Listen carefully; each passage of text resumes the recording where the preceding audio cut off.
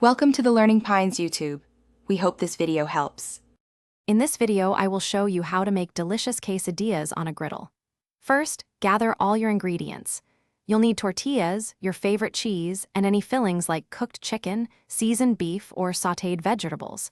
Make sure everything is prepped and ready to go. Shred your cheese for the best melt, and have your fillings cooked and cooled slightly. This preparation ensures a smooth and quick cooking process, making your quesadilla experience enjoyable and efficient for everyone. Now let's get that griddle ready for action. Preheat your griddle to a medium-low heat, ideally around 300 degrees Fahrenheit.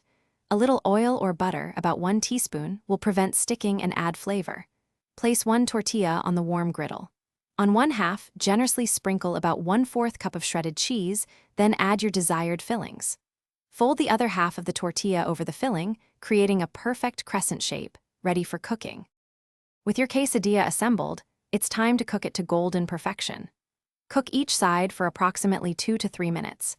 You'll want to see a beautiful golden brown color and hear a gentle sizzle. Use a spatula to gently press down on the quesadilla, ensuring the cheese melts evenly and the tortilla gets nice and crispy. Carefully flip it over to cook the second side until it's equally golden and the cheese is wonderfully gooey throughout.